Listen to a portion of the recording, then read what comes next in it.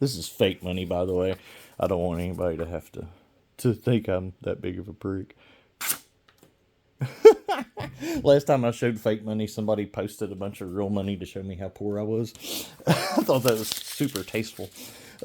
So, anyway, this is a little different than norm, but I did put a VKS over here in the side, just, just so my peeps won't be lost or whatever. I'm still torn if I want to sell this one or sell the tank, tear it down, and make a different one, or I don't know. I can't decide, but whatever. This is about swords. And I'm no sword expert, so if I use terminology that's wrong, I apologize. I'm telling you ahead of time, I'm no expert. Now, when it comes to using them, I'm one bad mother. You have no idea. No, I'm kidding. I don't know crap about using it. I know how to play with a lightsaber pretty decently, so I could probably take a katana because it don't have guards on it, and I could probably look like I know how to use a sword, but in reality, no, I have no formal sword training. I know how to hold a knife in a fight, though, but that's about as far as it goes. This is a Spadona, and this is actually a real forged sword. It is made exactly like it would have been made in the period. A couple of things. I'm just going to talk about a couple of misconceptions. Number one, people think these are, number one, they say this is a long sword or a broadsword, and it's neither. This is a bastard sword. Hand and a half sword or a bastard sword. Extremely sharp. And the thing people really don't get about these is how nimble they are. They're extremely nimble. People think a katana is just the only thing that's nimble, and that's not the case. If you buy something that looks like this at a flea market or something, then it's not going to be nimble. The King Arthur replicas, I've got one of those. It's complete. It's a paperweight.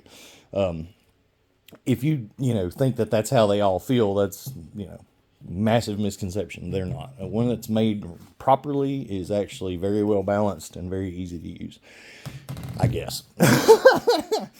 All right, this thing, they call this a broadsword, I believe. No, this is a bastard sword by every definition of a bastard sword. And I don't know why that they went so out of their way to make it exactly. I mean, they even put the place hand and a half, right? Bastard sword. So this is a total misnomer. I don't get why they did that. That sucks. So anyway, a katana. Now this is the Kill Bill broadsword. Now this actually is a real katana. Now I don't mean this is made like a real katana. This is for all intents and purposes a real katana.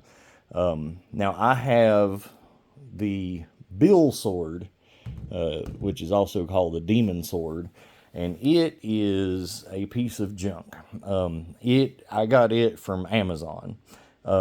It's very pretty and stuff, but when it comes to there's just a big difference.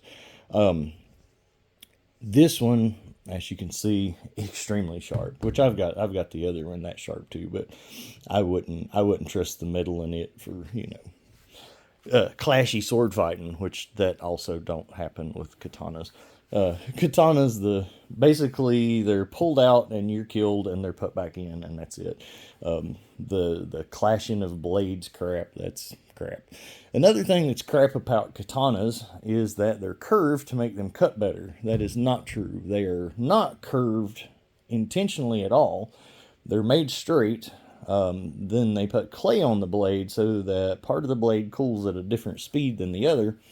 And the difference in cooling times actually makes the blade warp like that. And as far as it being a benefit to cutting, it is not. There's not enough of a curve to one to actually be a perceivable benefit. So the other big one, and the reason I really wanted to do this video, is to point out one thing. And this is one, most people might know all these other ones, and I'd say at least 75% of you know this one, but to the 25% that don't, it's important to know because the movies misrepresent. These blades were folded a bunch because the metal had a lot of impurities. And that's how they got the strength in the spite of the impurities. This is a Spanish sword, but English metal, same deal. They had a better method of getting the metal pure to start with than these guys did. So these swords weren't folded because they didn't need to be. These were folded because they had to be to get out the impurities, or to, make up for the impurities in the metal to make it stronger in light of all the impurities. Didn't have to fold these. That's why they're not folded. Almost, most young punks and movie watchers and whatever that don't have anything to do with anything think that, oh, this is just, they banged this out in a day on a fire and whatever. There's some old Japanese dude sat around for like months folding this blade, and they don't even understand what that means. But anyway, you take it long ways and you fold it in half, and then you just kind of tie a knot around it and pull it real tight, and you beat the crap out of it, and you pull it again, and you fold it. I don't know. No, if you've ever seen them fold it, it's nothing like what I just said.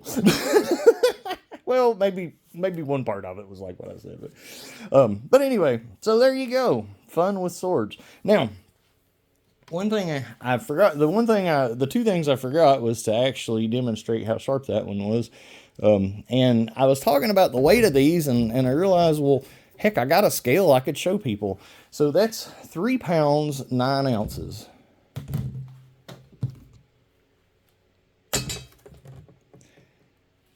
£3, basically 4 pounds.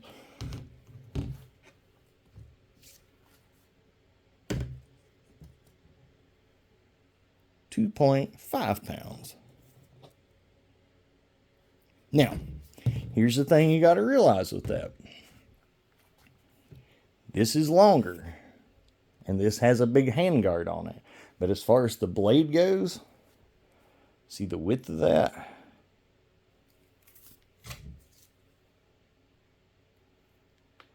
So your weight is, the distribution of your weight still makes it nimble as it can be if it's made properly. And that, and boy, it gets, it's a piercer, son. That's kind of an intimidating looking point on that thing. But I love the looking down it and seeing the hand forge. Rune Rebel will probably like this video. And Rune, if I've said anything that's wrong, you would probably know, and feel free to correct me. So I believe Rune is kind of into the blades himself quite a bit. I'm more of a knife guy, but these are cool. But for me, they're more decoration. Except for when that zombie apocalypse comes, son. Whoo! I'm gonna get me some.